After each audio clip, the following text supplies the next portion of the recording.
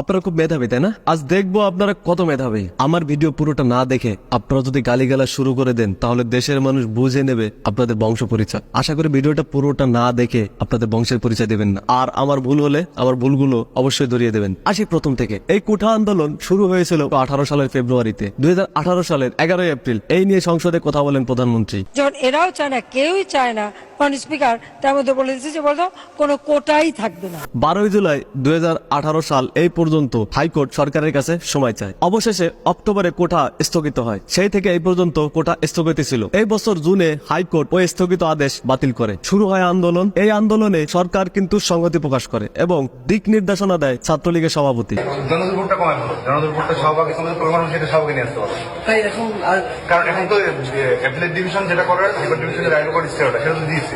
তোমরা এখানে কন্টিনিউ করো, এখানে করে তোমাদের মতামত বৃহস্পতিবার ছিল নাকি অবশ্যই করো, কেমন করো।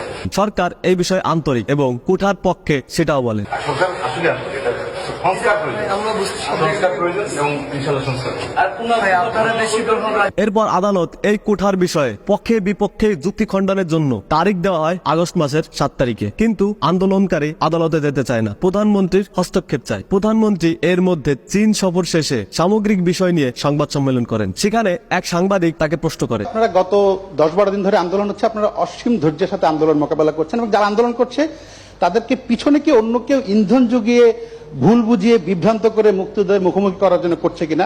মুক্তিযোদ্ধাদের নাতিপুতিরাও পাবে না, তাহলে কি রাজাকারের নাতিপুতিরা পাবে? সেটা আমার প্রশ্ন, দেশবাসীর কাছে প্রশ্ন। এখানে দেখুন সাংবাদিকের প্রশ্নে উল্টো শেখ হাসিনা তাকেই প্রশ্ন করতেছে। সেই সাংবাদিক কি প্রশ্ন করেছিল এবং শেখ হাসিনা কি বলছিল আবার শুনি।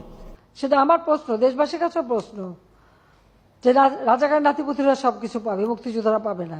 দেখেন এই বক্তব্যের আগে পিছে কেটে দিয়ে শুধু এই বক্তব্যটি রাখা হয়েছে। এখানে আমার প্রশ্ন, যারা ভবিষ্যতে দেশকে নেতৃত্ব দেবে তারা কি ভিডিওটা পুরোটা দেখে তারপর নিজেদের রাজাকার বলা কি উচিত ছিল কিনা?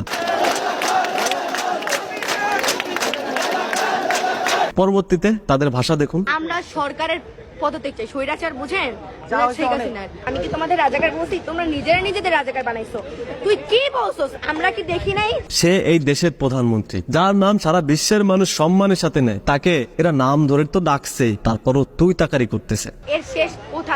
যতক্ষণ না পদত্যাগ করবে ততক্ষণ। প্রধানমন্ত্রী বাদ দিলাম, সে দেশের মানুষ। যে দেশের মানুষকে সম্মান করতে পারে না সে দেশকে কি নেতৃত্ব দেবে? সবচেয়ে বড় শিক্ষা আসলে পরিবার থেকে দেওয়া হয়। যাই হোক, বাদ দেই, যে টপিকে আছি এখন। তারা কি শুধু এই বক্তব্যের উপর নিজেদের রাজাকার বলে স্লোগান দিতে পারে? একটু যাচাই বাছাই করা কি উচিত ছিল না? প্রশ্ন আপনাদের কাছে।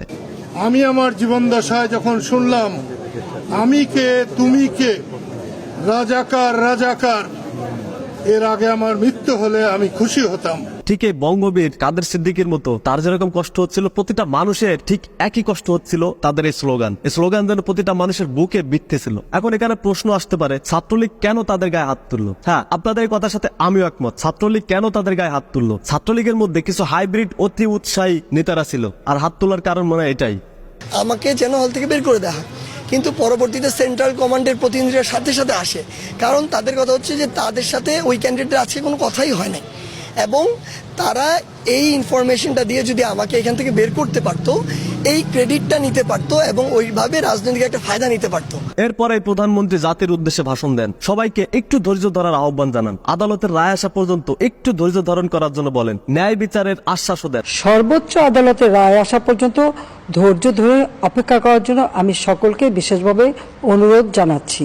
আমার বিশ্বাস আমাদের ছাত্র সমাজ উচ্চ আদালত থেকে ন্যায় বিচারই পাবে, তাদের হতাশ হতে হবে না ইনশাল্লাহ। এই দিন পর্যন্ত কোনো মায়ের কোল খালি হয়েছিল না, মারামারি গ্যাঞ্জাম হয়েছিল, কিন্তু কোনো মায়ের কোল খালি হয়েছিল না। প্রধানমন্ত্রীর এই বক্তব্যের পর আপনাদেরকে একটু ধৈর্য ধারণ করার উচিত ছিল কি না নিজের বিবেকের কাছে প্রশ্ন করবেন। কিন্তু তারপরও ছাত্ররা আন্দোলন থামায় না। ওই দিনই শুরু হয়ে যায় ছাত্র দল এবং ছাত্র শিবিরের তাণ্ডব। রক কেটে কেটে ছাত্রলীগের নেতাকর্মীদের ছাদ থেকে ফেলে দেওয়া হচ্ছিল। অনেকে ভিডিও দেখছেন, অনেকে ছাদ থেকে লাফিয়ে বাঁচার চেষ্টা করেছিলেন। রাতে শুরু হয়ে যায় তাদের জ্বালা পোড়াও। হানিফ ফ্লাইওভার থেকে শুরু করে দেশের বিভিন্ন সম্পদ চালিয়ে পড়ে দেওয়া হয়, তারপরও ছাত্ররা শান্ত হয় না। ওদের ফাঁদে পা দিয়ে পরের দিন আবারও রাস্তায় নেমে পড়ে। সামনে আবু সাইদের মতো ছাত্ররা বুক পেতে দাঁড়িয়ে থাকে, আর পিছনে ওরা গান পাউডার এবং পেট্রোল দিয়ে তাণ্ডব চালাইতে থাকে। এখন প্রশ্ন আসতে পারে, তাই বলে কি গুলি করে মারবে? আচ্ছা, এই পরিস্থিতিতে আপনি হলে কি করতেন? ওদের কাছে গিয়ে মাথায় হাত বুলিয়ে চুমু দিতেন? একটা কথা আপনাদের মাথায় রাখা উচিত ছিল, এই আপনারাই ছাত্ররা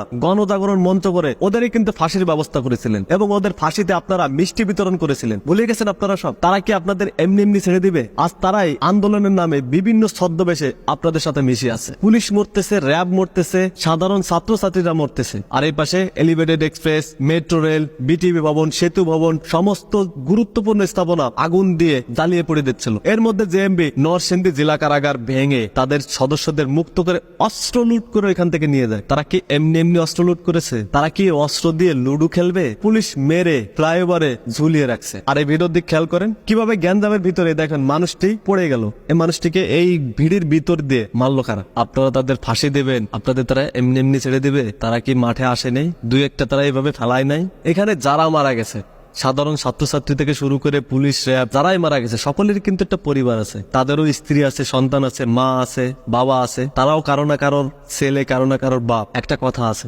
বউয়ের উপর রাগ করে ঘরে আগুন ধরাই দিলেন, কিছুক্ষণ পর দেখলেন রাগ কমে গেল, আর সে আগুন নেভানোর মতো ক্ষমতা আপনার হাতে থাকবে না। আজ যদি প্রধানমন্ত্রীর কথা শুনে সেদিন একটু ধৈর্য ধরতেন, তাহলে এত মায়ের কোল খালি হইতো না, দেশের এত এত সম্পদ নষ্ট হইতো না। এইগুলো তো আবারও তৈরি হবে আপনার আমার পকেট থেকেই। আর যাদের মায়ের কোল খালি হলো, পৃথিবীর বড় বড় প্রেসিডেন্ট, প্রধানমন্ত্রীও আর তাদের ফিরিয়ে দিতে পারবে না যারা চলে গেছে। এই দায়িত্ব কার? প্রশ্ন আপনার বিবেকের কাছে। আপনারা কয়জনে বিসিএস ক্যাডার হবেন যার জন্য দেশের এত লাশ নিয়ে আপনারা সিনেমিনি খেললেন? এখন আবার ওদের পাতা ফাঁদে আপনারা পা দিচ্ছেন, আরো লাশের নেশায় মেতেছেন আপনারা। আরো লাশ লাগবে আপনাদের? ভাই, দেশের শান্তিপ্রিয় মানুষ শান্তি চায়, তারা আর হানাহানি দেখতে চায় না। গত 2-3 সপ্তাহে দেশ যতটা পিছিয়ে গেছে, আর পিছনের সুযোগ নেই। কারণ বাংলাদেশ কত পিছনে চলে গেছে তার ধারণা আমার আপনার কারণ নেই। সকলের মধ্যে শুভবুদ্ধি উদয় হোক, আর দেশে শান্তি ফিরে আসুক। আল্লাহ হাফেজ।